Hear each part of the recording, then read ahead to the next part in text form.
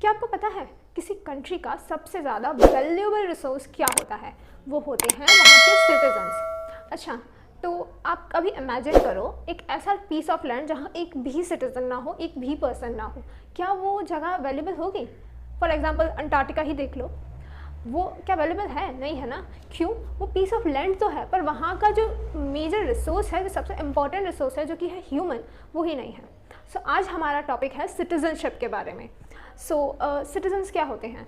Citizens वो लोग होते हैं जो उस पीस ऑफ लैंड की उनके पास पूरी की पूरी फुल मेंबरशिप हो, उनके पास सारे के सारे सिविल और पॉलिटिकल दोनों राइट्स हों, तो वो लोग होते हैं सिटीजन्स। तो हमारे कॉन्स्टिट्यूशन में ये जो वर्ड है सिटीजन, वो कहाँ पर मेंशन है? हमारे कॉन्स्टिट्यूशन में दो जगह पे सिटीजनशिप का मेंशन है। एक तो जो पार्ट 2 है, जिसके अंदर 5 से लेकर 11 तक आर्टिकल्स हैं, वो डील करता है सिटीजनशिप पे फर्स्टली। एंड सेकेंडली जो सिटीजनशिप अमेंडमेंट एक्ट है 1955, वो डील करता है सिटीजनशिप से। अच्छा, अब इन दोनों में डिफरेंस क्या है? ये जो फर्स्ट मैंने बताया था ना आपको, आर्टिकल 5 से लेकर 11 तक, ये उन लोगों की सिटीजनशिप से बात करते हैं जो है हमारे दादा परदादा, जिन्हें आज़ादी के टाइम पे सिटीजनशिप मिली थी, जिन्हें कॉन्स्टिट्यूशन के कमेंसमेंट के टाइम पे, मतलब जब से हमारा संविधान लागू हुआ उस दिन से जिनके पास सिटीजनशिप थी, उस दिन किन किन लोगों के पास सिटीजनशिप होगी, ये बताता है आर्टिकल 5 से लेके 11। एक और उंगली चाहिए थी ना, तब होता है 11। तो आर्टिकल 5 से लेके 11 तक डील करता है उन लोगों की सिटीजनशिप से जो कॉन्स्टिट्यूशन के कमेंसमेंट के टाइम पे, आज़ादी के बाद किन किन को इंडिया की सिटीजनशिप मिलेगी, ये बताता है आर्टिकल 5 से लेके 11। और ये जो सिटीजनशिप अमेंडमेंट एक्ट है 1955, वो डील करता है हमारी सिटीजनशिप से। हमें कौन सिटीजनशिप देगा, आगे किसकी सिटीजनशिप होगी, ये सारी बातें आती हैं सिटीजनशिप अमेंडमेंट एक्ट 1955 में। सो स्टार्ट करते हैं आज का वीडियो। मेरा नाम है निकिता चौहान और आप देख रहे हो learn with Nikki. So let's get started. इस वीडियो में मैं आपसे आर्टिकल 5 से लेकर 11 तक की डिस्कशन करूंगी, एंड नेक्स्ट वीडियो में हम इसका पार्ट 2 जो लाएंगे, उसमें सिटीजनशिप अमेंडमेंट एक्ट 1955 के बारे में बात करेंगे। मैं आपको दो टर्म्स बता दूं। पहला तो permit system. Permit system India में और पाकिस्तान में अप्लाई हुआ था क्योंकि ह्यूज स्केल माइग्रेशन हो रही थी, एंड क्योंकि अब दोनों कंट्रीज़ अलग हो गई हैं, तो बॉर्डर क्रॉस करने के लिए एक परमिट चाहिए था, परमिट सिस्टम चाहिए। परमानेंट रेसिडेंस के लिए, अगर कोई बॉर्डर क्रॉस के इधर आ रहा है तो उसको परमानेंटली कहना पड़ेगा कि हम इधर ही रहेंगे, इधर की ही रेसिडेंस चाहिए। सो ये है परमिट सिस्टम, और ये अप्लाई किया गया था 19 जुलाई 1948 से। और दूसरा वर्ड है कमेंसमेंट ऑफ द कॉन्स्टिट्यूशन। अब ये जो word commencement of the constitution है, वो उस डेट को है जिस दिन हम रिपब्लिक डे सेलिब्रेट करते हैं, जो कि है 26 जनवरी 1950। ठीक है, तो उस दिन से संविधान लागू हुआ। तो संविधान लागू होने के टाइम से कौन कौन सिटीजन होगा, ये वर्ड, इस वर्ड का मीनिंग ये हो रहा है। तो स्टार्ट करते हैं आर्टिकल 5 से। आर्टिकल 5 डील करता है उन लोगों की सिटीजनशिप से जो कॉन्स्टिट्यूशन के कमेंसमेंट के साथ थी। ठीक, अब उसके लिए पहली चीज़ तो ये है कि उनके पास होना चाहिए डोमिसाइल इंडिया का, एंड सेकेंडली वो या उनके fathers, any of the parent, mother और फादर, कोई भी, या तो वो 5 साल के लिए, कमेंसमेंट ऑफ कॉन्स्टिट्यूशन जो 26 जनवरी 1950 से पहले 5 साल वो इंडिया के अंदर रहे हों, मिनिमम 5 ईयर्स वो इंडिया में ऑर्डिनरी रहे हों। ठीक है, सो ये बताता है आर्टिकल 5। फर्स्टली, रिपीट कर रही हूँ, फर्स्टली उनके पास डोमिसाइल होना चाहिए, और इसके साथ इन तीन में से कोई एक चीज़ होनी चाहिए। पहला, या तो वो इंडिया की टेरिटरी में बॉर्न हुआ, या तो उनके दोनों में से कोई एक पेरेंट इंडिया की टेरिटरी में बॉर्न हुआ हो, और थर्डली वो ऑर्डिनरी रेसिडेंट हो इंडिया के 5 साल के लिए, कमेंसमेंट से पहले। मतलब 1950 को अगर कमेंसमेंट हो रही है ना, तो उससे 5 साल पहले 1945 से 1950 तक वो इंडिया में रहे हों मिनिमम, उससे पहले से रहे हो तो भी चलेगा। ठीक है, तो ये कहता है article 5 at the citizenship at the commencement of the constitution. Article 6 deal करता है उन लोगों से जो पाकिस्तान से इंडिया माइग्रेट करके आए हों। अब इन लोगों, ये जो पाकिस्तान से इंडिया माइग्रेट करके आए हों, उन्हें 2 क्राइटेरिया फॉलो करनी है। ठीक है, फर्स्टली वो या उनके ईदर ऑफ पेरेंट या ईदर ऑफ उनके ग्रैंड पेरेंट अनडिवाइडेड इंडिया में बॉर्न हुए हो, जब इंडिया डिवाइड नहीं हुआ था तब बॉर्न हुए हो, अनडिवाइडेड इंडिया की टेरिटरी में, पाकिस्तान, बांग्लादेश या इंडिया, इनमें से किसी एक में बॉर्न हुए हो। और इनके जो और दूसरी क्राइटेरिया ये है, अगर वो परमिट सिस्टम लागू हुआ जो कि है डेट 19 जुलाई 1948, उससे पहले आए हो तो कोई दिक्कत ही नहीं, उन्हें मिल जाएगी सिटीजनशिप, वो बस 6 महीने तक रह लें उधर। ठीक है, परमानेंटली उधर रहें। और सेकेंडली, अगर वो उसके बाद आए हो तो उन्हें एक अपॉइंटमेंट, एक रजिस्ट्रेशन देनी पड़ेगी गवर्नमेंट को, और उन्हें 6 महीने कमेंसमेंट से पहले इंडिया में परमानेंटली रहना पड़ेगा।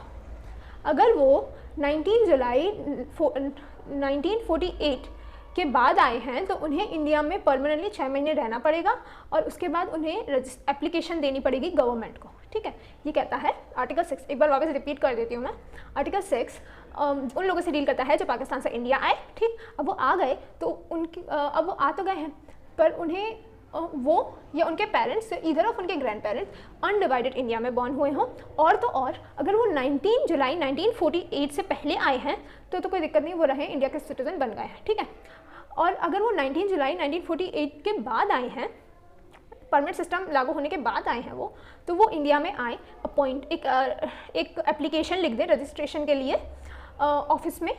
इंडिया के जो ऑफिसर्स चूज़ किए गए हैं सिटीजनशिप के लिए उनको दे दें, एंड 6 महीने कमेंसमेंट से पहले वो इंडिया में परमानेंटली रहें।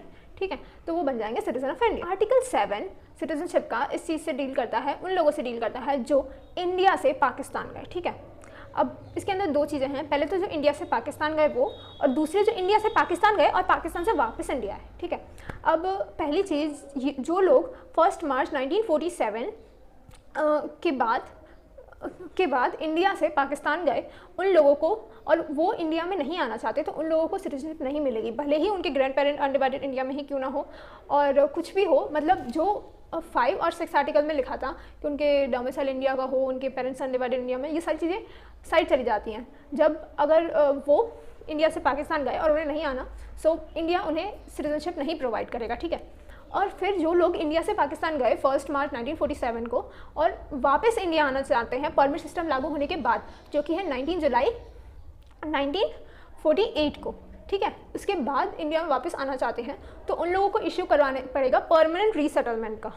ठीक, और बाकी जो एप्लीकेशन है वो देनी पड़ेगी 6 महीने पहले, उन्हें एप्लीकेशन देने से 6 महीने पहले उन्हें इंडिया में रहना पड़ेगा। जो सारे फॉर्मेलिटीज़ जो आर्टिकल 6 के अंदर थी उन लोगों के लिए जो 19 जुलाई 1948 के बाद आए, वो सारी इन पर अप्लाई होगी और एडअप हो जाएगी एक परमानेंट रीसेटलमेंट का, वो भी इन्हें देना पड़ेगा ऑफिशल्स को। ठीक है, आर्टिकल 8 उन लोगों से डील करता है जो इंडियन ओरिजिन के हैं पर वो इंडिया के बाहर रहते हैं। अब ऐसे लोगों के लिए 2 क्राइटेरिया हैं, मतलब 2 चीज़ें उन्हें फुलफिल करनी होगी। पहली, वो या उनके ईदर ऑफ पेरेंट्स या ईदर ऑफ उनके ग्रैंड पेरेंट्स अनडिवाइडेड इंडिया में बॉर्न हुए हों, एंड सेकेंडली उन्हें जिस भी कंट्री में वो रह रहे हैं वहाँ के इंडियन डिप्लोमेट को एक एप्लीकेशन देना पड़ेगा कि हमें इंडिया का सिटीज़न रहना है, और उनके चाइल्ड वगैरह हो तो उन्हें भी इंडिया का सिटीज़न रहना है, जिसे रहना है उसका एप्लीकेशन देना पड़ेगा कमेंसमेंट से पहले। ठीक है, ये उन लोगों के लिए था जो इंडियन ओरिजिन के हैं पर उन्हें इंडिया से बाहर रहते हैं। ठीक है, आर्टिकल 9 इस चीज़ से डील करता है, अगर कोई इंसान किसी फॉरेन स्टेट, इधर वर्ड जो स्टेट ना इसका मतलब कंट्री है। ठीक है, कंफ्यूज मत होना कि कोई फॉरेन स्टेट नहीं, इधर जो वर्ड स्टेट यूज़ कर रही हूँ उसका मतलब है कंट्री। तो अगर कोई सिटीज़न किसी फॉरेन स्टेट की सिटीजनशिप एक्वायर कर लेता है, ले लेता है गवर्नमेंट को बताए बिना, तो उसकी जो सिटीजनशिप होगी इंडिया की वो वॉइड हो जाएगी, कैंसल आउट हो जाएगी, ये कहता है आर्टिकल 9। अब आर्टिकल 10 आर्टिकल 10 जिन लोगों की सिटीजनशिप अब इंडिया की है उन्हें सारे सिटीजनशिप के राइट्स मिलेंगे, ये कहता है। और आर्टिकल 11 पार्लियामेंट को ये पावर देता है कि फ्यूचर में टर्मिनेशन और एक्वाइजेशन, कैसे आप सिटीजनशिप मतलब किसी पर्सन की सिटीजनशिप छुड़वा सको और किसी को सिटीजनशिप दे सको, उसके बिहाफ पे रूल बना सकती है पार्लियामेंट को ये पावर देता है आर्टिकल 11 कि वो लोगों की सिटीजन्स कैसे लोगों को सिटीजनशिप दे इंडिया की और कैसे उनकी सिटीजनशिप टर्मिनेट करे। अब ये आर्टिकल 11 की ही पावर है कि कॉन्स्टिट्यूशन ने सिटीजनशिप अमेंडमेंट एक्ट 1955 लाई, और इनफैक्ट अभी तक 6 बार सिटीजनशिप, शायद मेरे हिसाब से 6 बार ही सिटीजनशिप अमेंड हो चुकी है। 6 बार बहुत होती है। ये सारा जो पार्ट था ना, ये था सिटीजनशिप जब हमें आज़ादी मिली तब की। ठीक है, अब जो सिटीजनशिप है वो अलग है। सिटीजनशिप अमेंडमेंट एक्ट 1955 के अंदर 5 वेज दिए हैं एक्वाइजेशन के, सिटीजनशिप कैसे मिले उसके, और 3 वेज दिए हैं सिटीजनशिप कैसे लॉस की जाए उसके। तो ये मैं अगले वीडियो में कवर करूँगी, और एक और मैं वीडियो बनाऊंगी जो सिटीजनशिप अमेंडमेंट एक्ट 2019 काफ़ी रिसेंट है उसके बारे में होगा। तो सिटीजनशिप के टोटल 3 वीडियो होंगे, एक मैंने ये अपलोड कर दिया, दूसरा कल बनाएंगे और फिर एक और फिर कभी अपलोड कर देंगे। So that's all for today's video. अगर अच्छा लगा हो तो लाइक कीजिए, और इसकी PDF मैं अपने ग्रुप एक्साइटेड स्टेट में अपलोड कर दूँगी।